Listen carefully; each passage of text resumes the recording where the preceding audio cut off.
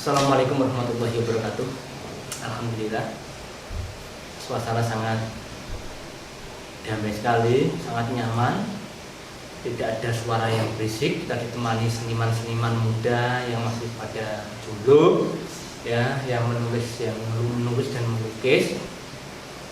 Ya, ini belum pada istirahat karena kalau Ramadan kerjanya memang malam, siangnya digunakan untuk beribadah. Begitu ya. Alhamdulillah kita belajar kembali. Ini judulnya pembelajaran ini, ya, harus pembelajaran seperti ini memang layak dimengerti oleh para pecinta hikmah, spiritual, kaskuan. Ya, seperti itulah ya, ilmu gaib seperti itu. Ini judulnya hakikat pencapaian, hakikat makrifat pencapaian kasapuan. Jadi hakikatnya belajar kasapuan, kita itu harus mengerti dan wajib memahami banyak hal seperti yang akan kita pelajari pada pertemuan kali ini. Seorang guru itu sebenarnya tidak boleh memaksakan kehendak para muridnya. Cobalah kita menjadi guru itu guru yang bisa memahami kondisi batin, ya, spiritual daripada murid-murid kita. Tuh. Jadi di sini seorang guru tidak boleh banyak kata untuk memaksa muridnya ke tingkatan yang memang belum bisa digapai oleh para murid. Tuh. Jadi kita seperti penggembala, ketika murid kita masih menikmati di suatu pembelajaran, sudah kita lihat dulu bagaimana perkembangannya, ada perkembangan apa tidak dengan apa yang dia pelajari. Karena apa? Kalau sudah di tingkatan-tingkatan tertentu seperti itu, dia itu hanya mengerti dirinya sendiri, tidak pernah mengerti ucapan orang lain termasuk gurunya. Tuh ya, ini beneran ini. Nanti saya contohkan. Jadi kalau yang masih suka yang istilahnya dohir ya, latihan bacok membacok, ya, lompat di atas beling, tuh bergelantung tinion, pukul besi baja dragon patah, ya, anti apa. Ini kalau ini dia merasa kalau sudah seperti ini, dia ingin membuktikan kekuatan Tuhan. Kalau bisa membuktikan seperti itu, keyakinannya kepada Tuhan katanya lebih meningkat dengan sangat. Katanya si penikmat tadi itu yang masih belajar di tingkatan itu, ya.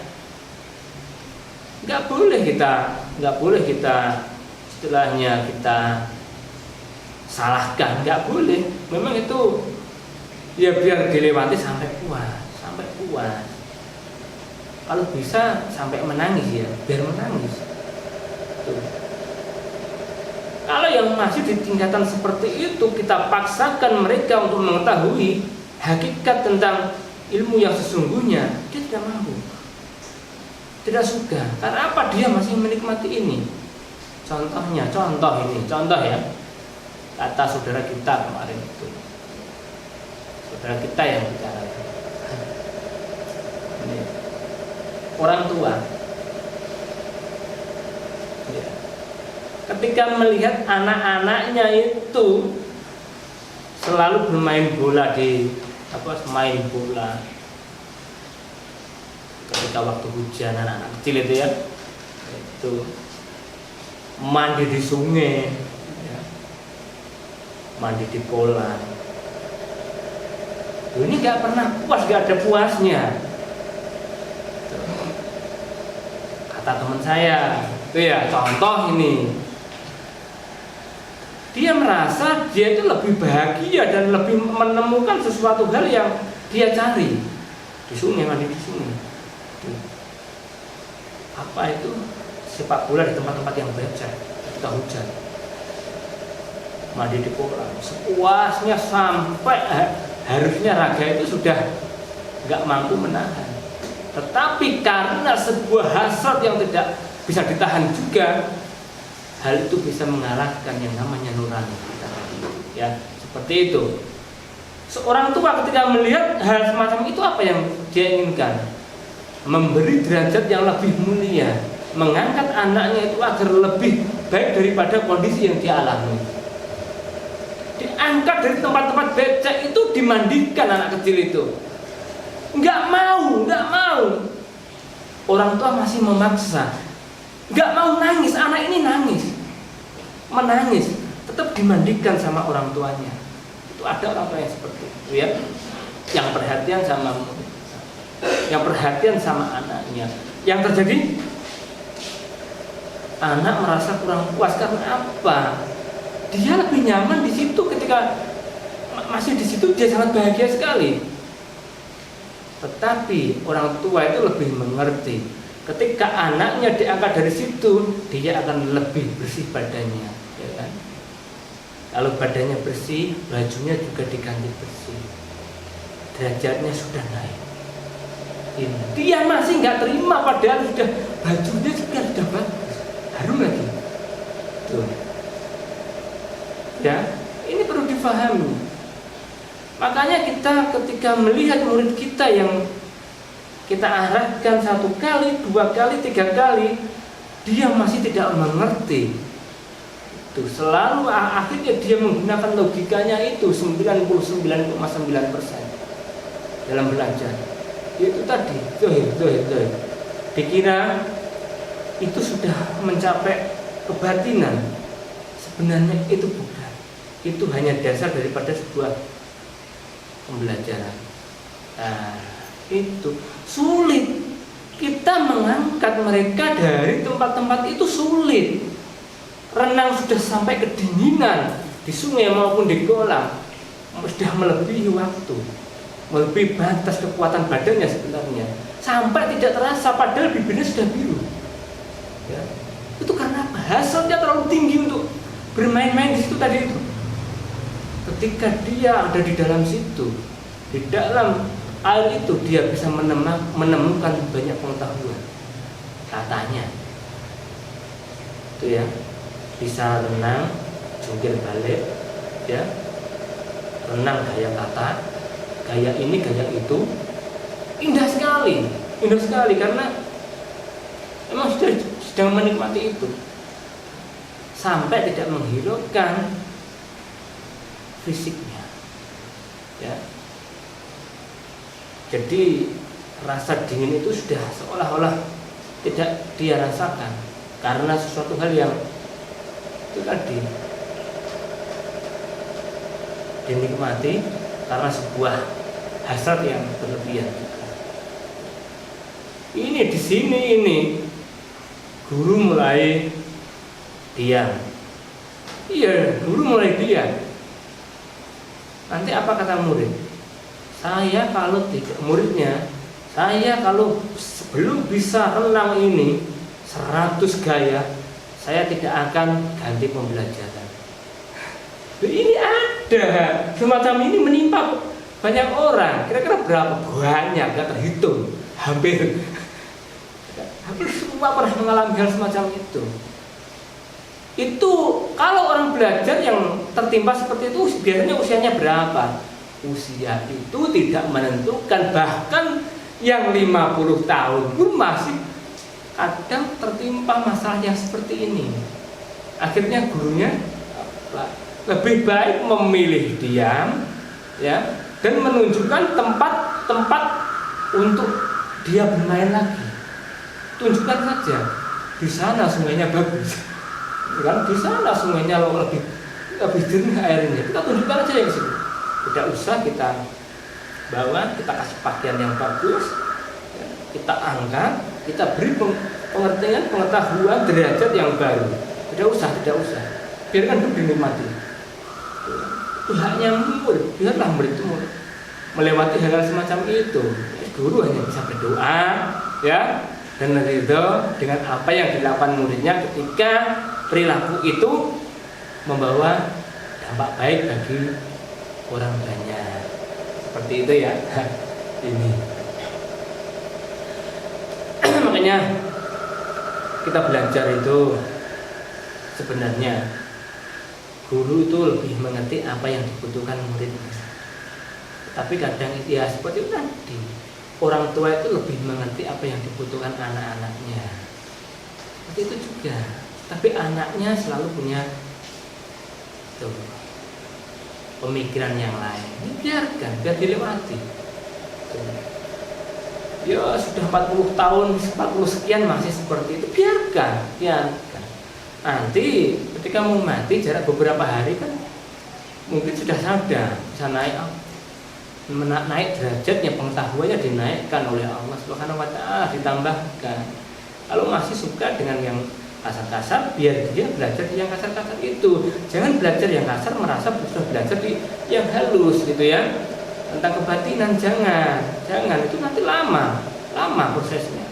Jangan selalu bilang saya membuktikan ilmu Allah agar lebih percaya dengan kekuasaan Allah. Itu bahasa orang dari kemarin banyak seperti itu ya, bahasa anak. Pembelajaran yang masih tahap-tahap awal yang seperti itu ya. Makanya kita tuh mengajak saudara, bagaimana kita bisa belajar itu sampai mencapai tingkat yang selayaknya. Kalau saya ingin belajar ke tingkat yang saya inginkan, ini loh sudah kebohongan lagi. Ini kebohongan lagi sebenarnya. Karena apa? Yang kita inginkan itu lebih cenderung dalam ini hasrat ambisi yang berlebihan, nafsu ya. Jadi yang kita inginkan itu seperti apa? Kita tidak tahu apa yang kita inginkan. Kalau kita tahu apa yang kita inginkan, kita lebih mudah untuk mencapai apa yang kita inginkan tersebut. Seperti apa? Sebenarnya kita nomor satu itu memperjelas apa yang kita inginkan. Itu loh ya. Ini banyak. Saya ingin belajar melihat alam gaib. Melihat alam gaib ya, dengan indera keenam, kasat mata. Indera keenam kok kasat mata? Bukankah indera keenam itu hatimu? Hatimu yang melihat itu hatimu, perasaanmu. Ini kebatinanmu, batin itu batin yang melihat. Sudah dikasih sendiri-sendiri, dikasih tugas sendiri-sendiri, dikasih kelebihan masing-masing. Kita itu harus paham tentang semacam itu, ya. Makanya saya selalu mengajarkan kepada orang-orang terdekat saya, murid-murid saya. Kalau murid banyak. Hitung aja sampai capek. Mukanya aja sampai pada nggak tahu. Itu saya. Makanya saya itu mengajarkan ilmu itu dari yang mulai usia 9 tahun, 8 tahun, 7 tahun itu sampai 70 tahun itu pun pernah. Dan masih terjadi sampai sekarang ini, masih berlaku, masih berjalan. Dulur-dulurku semua ya. Mari kita tingkatkan pembelajaran kita ya.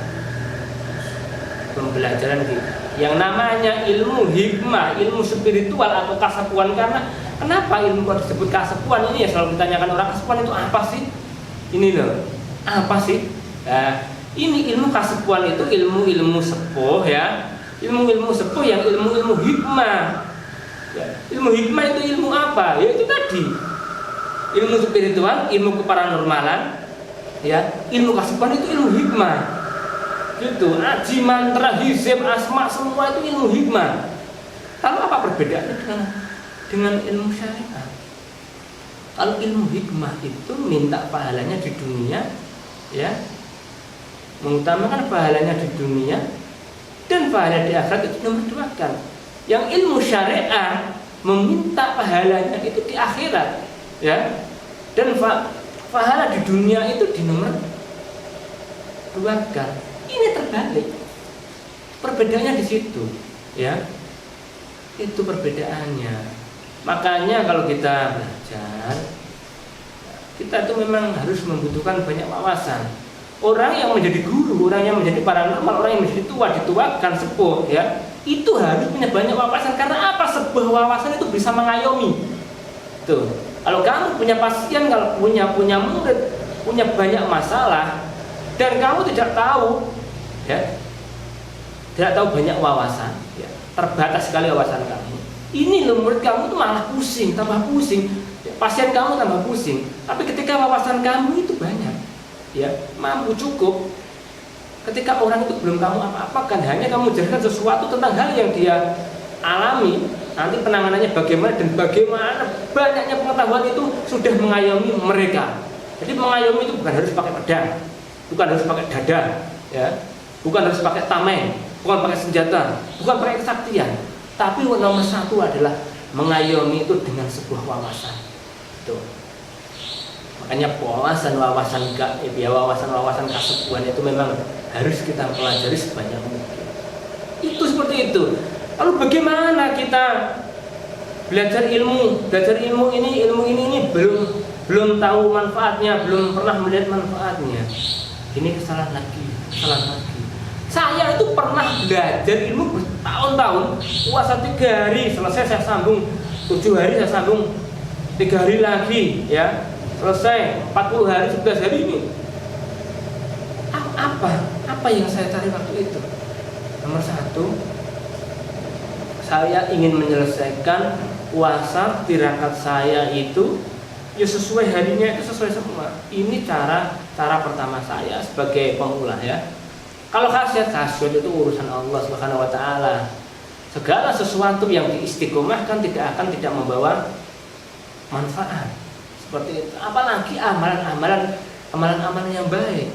Kita istiqomahkan pasti akan membawa manfaat. Dan semakin istiqomah manfaat daripada amalan yang kita amalkan itu tanpa kita minta, pasti akan khawasnya, khasiatnya itu akan bermunculan sendiri-sendiri. Itu yang lebih indah. Jangan sampai kamu setiap kali melakukan ilmu menuntut bagaimana khasiatnya dan sebagainya, itu kesalahan dan tidak akan pernah ada hasilnya. Seperti itu, ya. Ilmu itu jangan sekali dipakai, sekali diamalkan terus tidak. Kalau bisa amalan itu diamalkan, namanya amalan, ya. Ilmu dilanggengkan, dimudawamahkan, didawamkan. Tuh, karena apalah tahsul hadil fawaid illa bil mudawamah. Tidak akan mendapatkan ini khasiat, ini faidah daripada ilmu yang kita jalani kecuali dengan istiqomah. Tuh, tulur. Nomor 1, kita jalani ilmu sesuai yang diterangkan oleh guru, ya. Nomor 2, kita istiqomah mencari ridho Allah, ridho Tuhan. Tuh, sesuatu yang kita istiqomahkan tidak akan mengkhianati kita, semua akan membawa kebaikan, ya. Seperti itu. Ya, layaknya tiap hari kita nyicil emas 1 kilo per hari, 1 gram per hari, ya. Tidak pernah putus, makanya makin lama makin banyak dan menumpuk.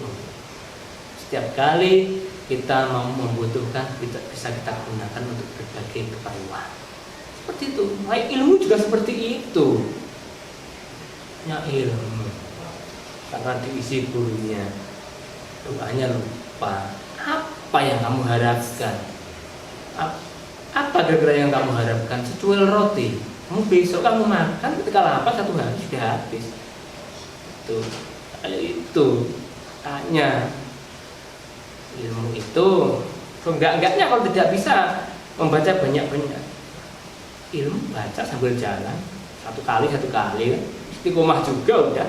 Istiqomah itu tidak membutuhkan jumlah yang banyak, tapi rutin menjaga, melestarikan itu yang sulit. Tuh.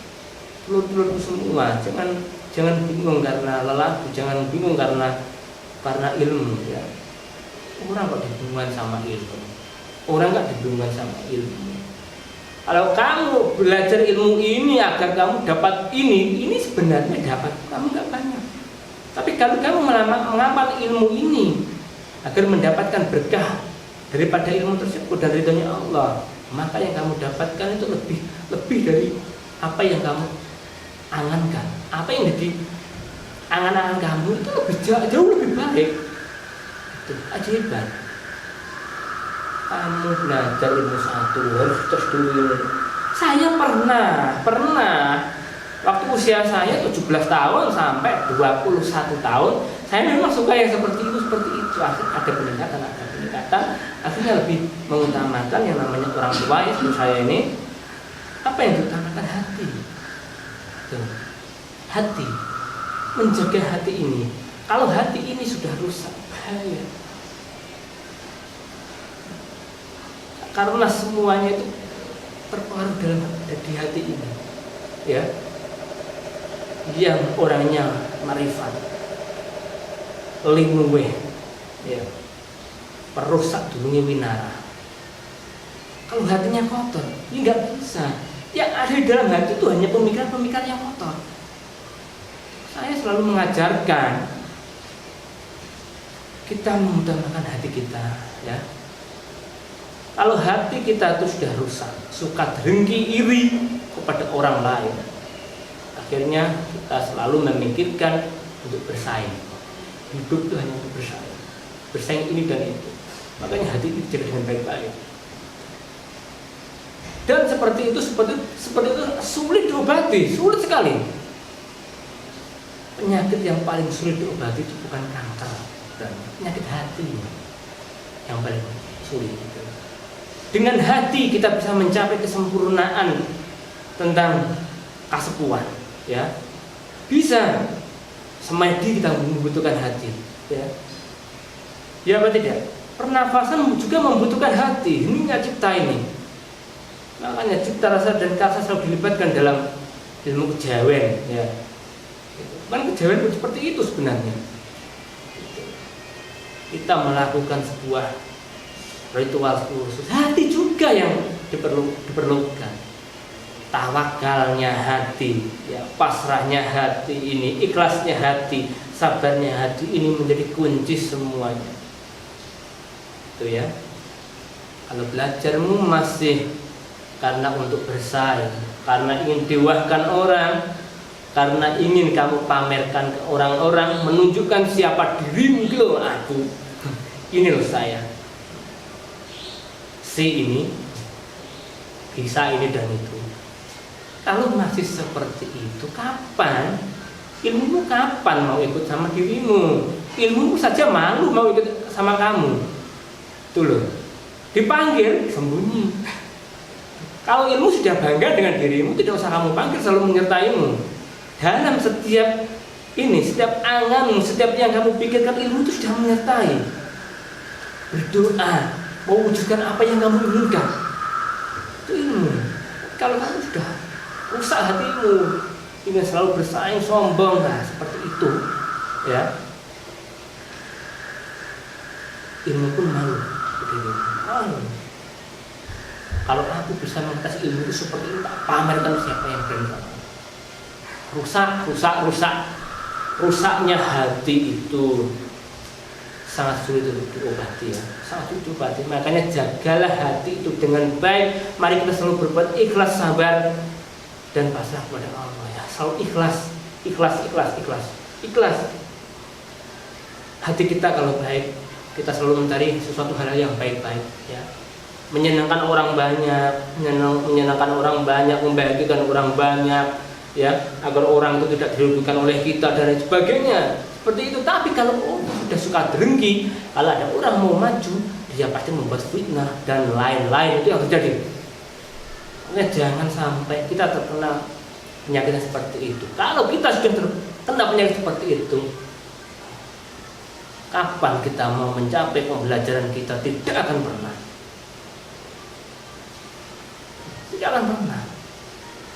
Bersihnya hati itu adalah sebuah kaca, ya. Kalau hati kita bersih, semua akan lebih mudah singgah di hati kita. Kalau hati kita kotor, pengetahuan gaib yang belum kita ketahui, ya, mau urus apa yang belum terjadi dan lain sebagainya, mana mungkin. Mau bersinggah saja tidak bisa karena kotor gelap, tidak ada yang mau singgah. Tapi kalau kita hati kita bersih, bersinar, semua itu tanpa kita undang sudah pada singgah dalam hati kita, ya. Jadi tidak perlu saudaraku semua mengejar gaib.